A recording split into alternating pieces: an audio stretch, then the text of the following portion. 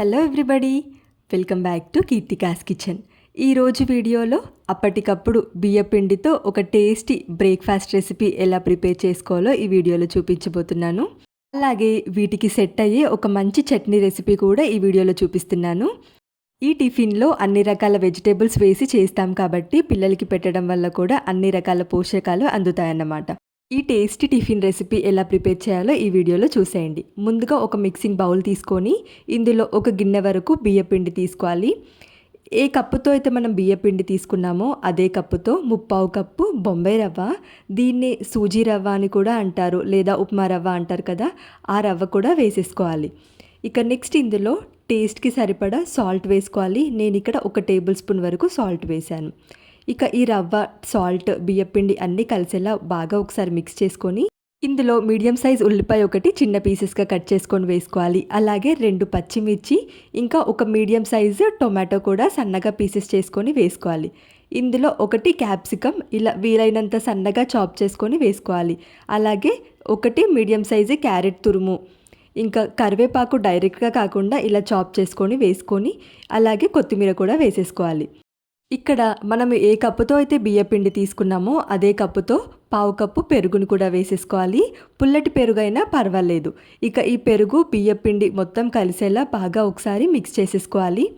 ఇలా మిక్స్ చేసుకున్న తర్వాత వాటర్ ఒకేసారి కాకుండా కొద్ది కొద్దిగా వాటర్ వేసుకొని మిక్స్ చేసుకోవాలి. ఒకేసారి వాటర్ వేసామనుకోండి మనకు పిండి మరీ లూజ్గా అయిపోతుంది. ఆ కన్సిస్టెన్సీ కాకుండా ఇడ్లీ పిండి బ్యాటర్ ఏ కన్సిస్టెన్సీలో అయితే ఉంటుందో ఆ కన్సిస్టెన్సీ వచ్చేలా వాటర్ కొంచెం కొంచెంగా వేసుకొని మిక్స్ చేసుకోవాలి.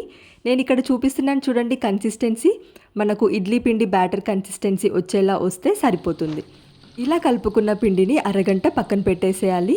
అయితే బొంబాయి రవ్వ చక్కగా నానిపోయి మనం చేసే ఈ టిఫిన్ రెసిపీ క్రిస్పీగా టేస్టీగా వస్తాయి. ఈ లోపు మనము చట్నీ ప్రిపేర్ చేద్దాం. ఇప్పుడు ఒక ప్యాన్ పెట్టేసుకొని ఇందులో 1 కప్పు దాకా పల్లీలను వేసుకోవాలి. ఇలా పల్లీలు వేసాక లో ఫ్లేమ్లో 4-5 నిమిషాల పాటు ఫ్రై చేసుకోవాలి. ఇలా 4-5 నిమిషాల పాటు ఫ్రై చేసుకుంటే కలర్ మారి పైన తొక్క ఈజీగా రిమూవ్ అయిపోతుంది. నేను వీటిని డైరెక్ట్గానే గ్రైండ్ చేసేసి చట్నీ చేస్తున్నాను. మీకు నచ్చితే పైన తొక్క అయినా తీసేసుకోవచ్చు. ఇక ఇప్పుడు ప్యాన్లో 1 టేబుల్ స్పూన్ ఆయిల్ వేసుకొని 1 టేబుల్ స్పూన్ పచ్చిశనగపప్పు, 1 టేబుల్ స్పూన్ మినపగుండ్లు, ఇంకా 5-6 పచ్చిమిర్చి వేసేసుకొని ఫ్రై చేసుకోవాలి. ఇలా ఫ్రై చేసుకున్న తర్వాత 1 టేబుల్ స్పూన్ వరకు జీలకర్ర, 4-5 వెల్లుల్లి రెమ్మలు వేసేసుకొని ఫ్రై చేసుకోవాలి. ఇలా ఫ్రై చేసుకున్న పప్పుల్ని మనం ముందుగానే ఫ్రై చేసి పెట్టుకున్నాం కదండి పల్లీలు, వీటిలో వేసేసుకోవాలి.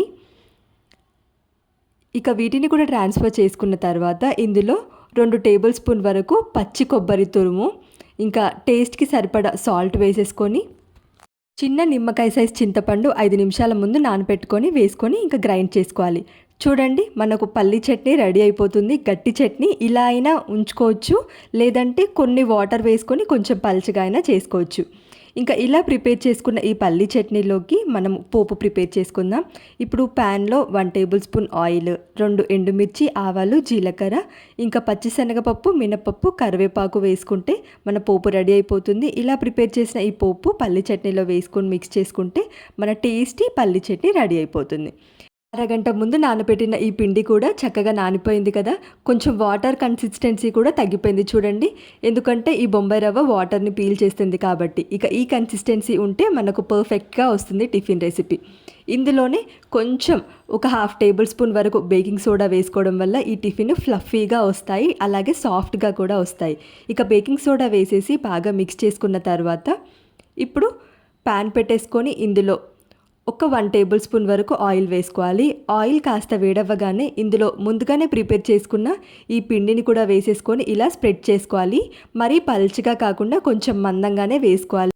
రెగ్యులర్గా దిబ్బ రొట్టెలు ఎలా అయితే మందంగా వేస్తామో అలా వేసుకున్న తర్వాత పైనుంచి ఇంకొక 1 టేబుల్ స్పూన్ ఆయిల్ స్ప్రెడ్ చేసుకోవాలి. ఇక ఇలా ఆయిల్ వేసుకున్న తర్వాత లో ఫ్లేమ్లో కుక్ చేసుకోవాలి. క్యాప్ పెట్టేసి లో ఫ్లేమ్లో కుక్ చేసుకోవడం వల్ల వెజిటేబుల్స్ అన్నీ లోపల కుక్ అయ్యి పైనుంచి క్రిస్పీగా లోపల సాఫ్ట్గా ఉంటాయి.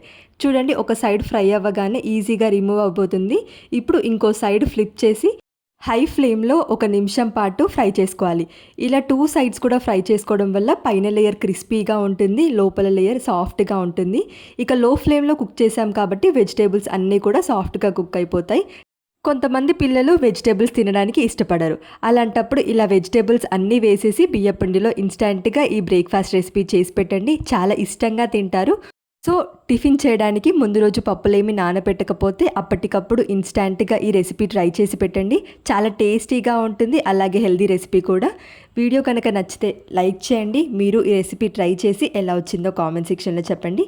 ఇలాంటి మరిన్ని ఇంట్రెస్టింగ్ రెసిపీస్ కోసం మన ఛానల్ని సబ్స్క్రైబ్ చేయండి. Thank you for watching.